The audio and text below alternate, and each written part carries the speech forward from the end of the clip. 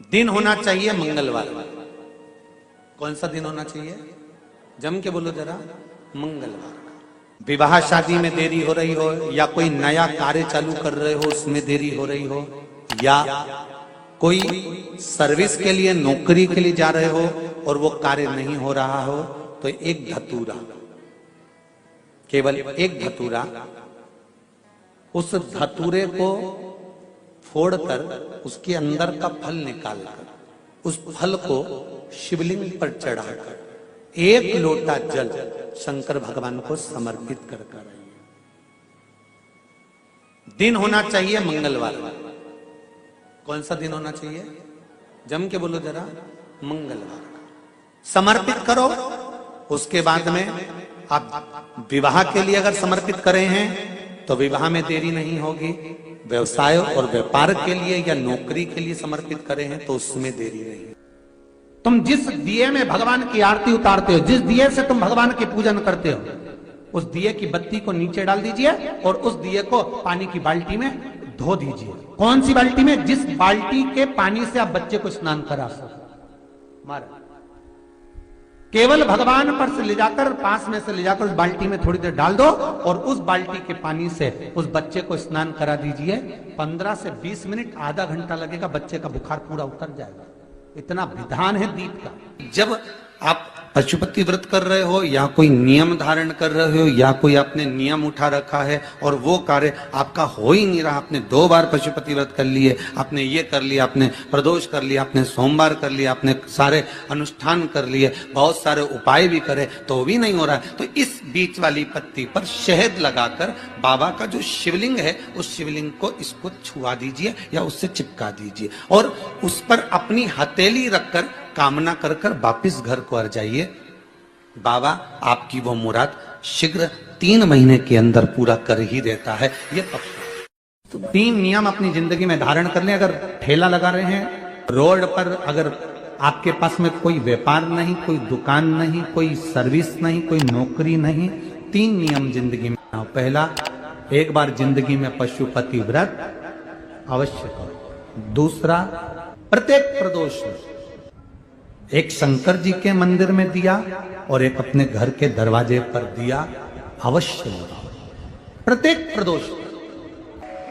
और तीसरा नियम बना लो, शिवरात्रि महीने की आती है, हर महीने की शिवरात्रि में शंकर जी के मंदिर पर दिया, बेलपत्री के वृक्ष के नीचे दिया, आंवले के वृक्ष के नीचे दिया और अपने घर के दरवाजे पर दिया।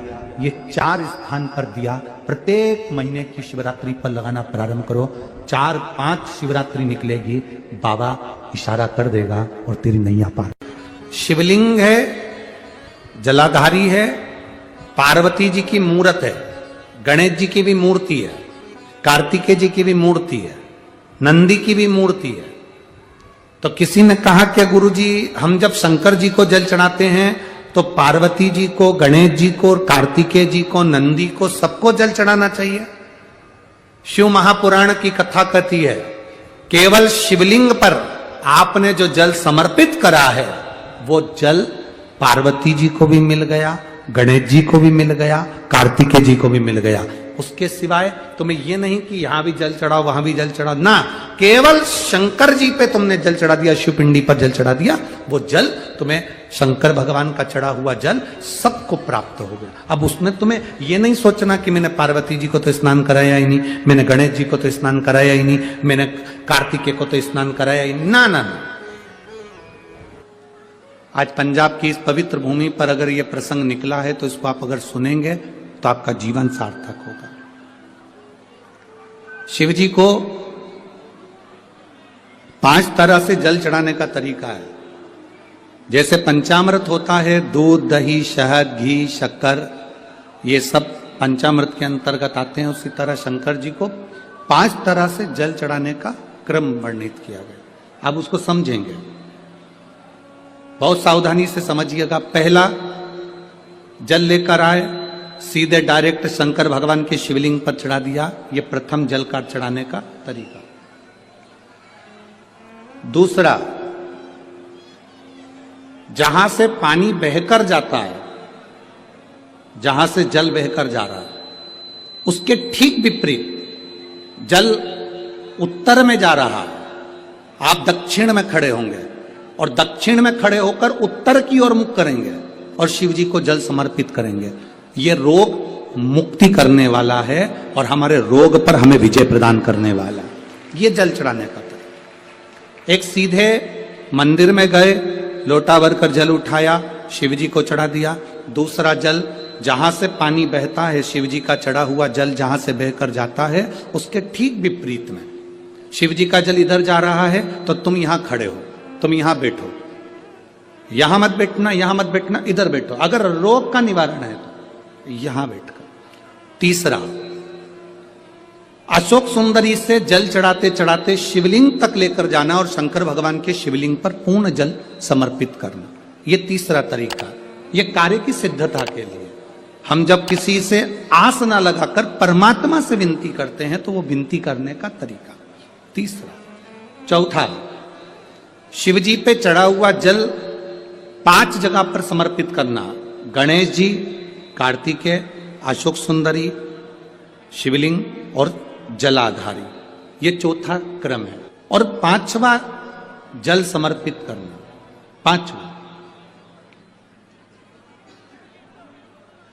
5वें नंबर का जल।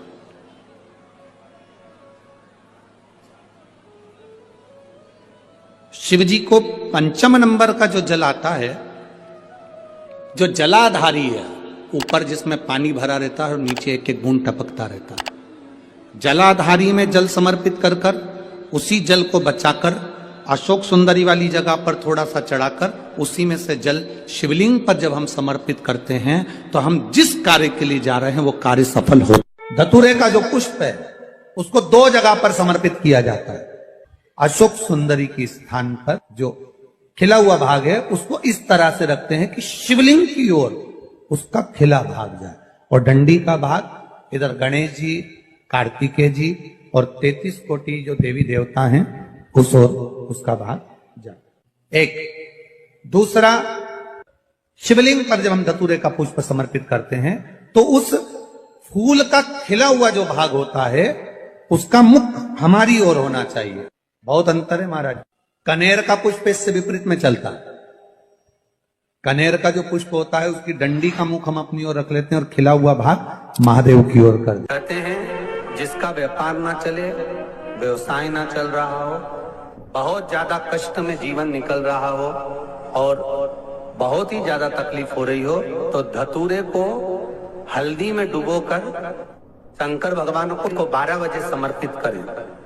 उस धतूरे को वापस उठा लाएं 5-10 मिनट के बाद, श्री शिवाय नमस्तुभ्यम बोलकर लाल कपड़े में उसको बांधकर व्यापार वाली जगह में कहीं पर भी उसको बांध दिया जाए। व्यापार पीछे नहीं हटता, व्यापार अग्रण्य भाव में बढ़ता चले जाता है। महाराज, हल्दी में डुबोना पड़ता है। जलाधारी, अशोक सुंदरी वाला स्थान, ये जो जलाधारी है, बेटियों के स्थान से जलाधारी तक जो कनेर के माला बनाकर स्पर्श कर कर लगा देता है, शिवरात्रि के दिन प्रदोष काल के समय पर उस पति पत्नी में कितना भी झगड़ा हो रहा हो, आपस में प्रेम बनना प्रारंभ हो जाता है। अदालत का केस धीरे धीरे समाप्त हो। ये भी अलग अलग होते हैं। पहला दिया होता है पणाती दिया। मैं चैनल वालों से कहूंगा, अगर आपके पास में अगर, क्योंकि हमने पहले भी कथा में कहा कि जिस जिस जगह का स्मरण कराएं उस जगह का फोटो भी आप दिखाएंगे तो उसका आनंद कथा सुनने वालों को, ऑनलाइन वालों को मिलेगा। पहला होता है पणती दिया। ये पणती दिया मट्टी का दीप, जिस दीप के अग्रभाग को थोड़ा सा बड़ा कर दिया जाता है, उसको पणती दिया गया। ये पणती दिया जब भी भगवान के सामने लगाया जाता है तो इस दिए को सम्मुख में जब रखा जाता है तो दिए का जो लोकी मुख होता है वो अपनी ओर होना चाहिए। पणती दिए की जो लो है, बाती है, उसका मुख अपनी ओर होना चाहिए। विष्णु पुराण कहती है अगर इस दिए की बाती भगवान की ओर रहती है तो हमें तपन की अनुभूति होती है, पर इस दिए की बाती जब हमारी ओर होती है तो हमारे शरीर में कोई बड़ी बीमारी आने वाली होती है तो वो कट जाती है, हमारा पणती नहीं। विष्णु पुराण में दूसरा दीप कहा गया है निरंजन दीप। विष्णु पुराण में दूसरे दीप का वर्णन निरंजन दीप। जिस निरंजन दीप में महाराज आपने देखा होगा डमरू जैसी आकृति होती है। अगर चैनल पे कथा देख रहे होगे तो इनके पास में अगर होगा तो अवश्य दिखाएंगे।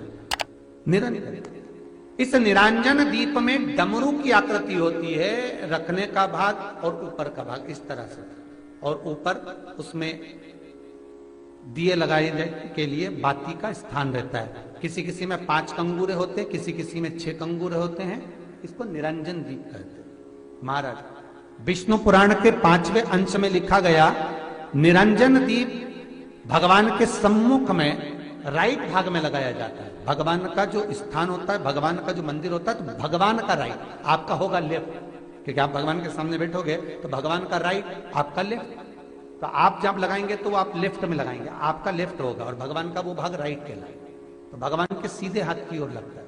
माना निरंजन, निरंजन दीप कभी भी तेल का नहीं लगता। माना निरंजन दीप कभी भी तेल का नहीं लगेगा। हाँ, यह हो सकता है कि बटी निरंजन जो दीप होता है उसमें तेल डाल सकते हैं। बटी निरंजन दीप जो होता है उसमें कंगूरे नहीं होते। बटी निरंजन दीप केवल गोल होगा, ऊपर से डमरू जैसी आकृति होगी, डमरू जैसा होता है, ऊपर से उसमें कहीं कंगूरे नहीं होते। महाराज अगर आप चैनल पे देख रहे होंगे तो बटी निरंजन दीप का भी वर्णन आपको दिखाया जा रहा होगा। बटी निरंजन जो दीप होता है वो केवल डमरू की आकृति में होता है, उसमें कोई कंगूरे नहीं होते। पर निरंजन जो दीप होता है उसमें कंगूरे होते हैं। तो जो निरंजन दीप होता है उसमें कभी तेल नहीं डाला जाता। निरंजन दीप को हमेशा घृत से ही लगाया जाता है। पर बटी निरंजन जो दीप होता है उसमें आप तेल डाल सकते हैं। बटी निरंजन दीप जो लगाएंगे वो तेल का लगा सकते हैं, पर निरंजन में कभी तेल नहीं डाला जाता। क्यों नहीं डालते? विष्णु पुराण कहती है निरंजन दीप के अंदर अगर तेल की बाती लगाकर लगाया जाता है तो 1 रुपया कमाते हैं, 1.25 रुपये खर्च होगा। घर में 10 लोग भी कमा कर लाएंगे तो पैसा नहीं दिखेगा, घर में रुपया टिकता नहीं है। अर्थात निरंजन दीप में आप तेल की बाती लगा रहे हो, ये सिद्ध हो चुका है।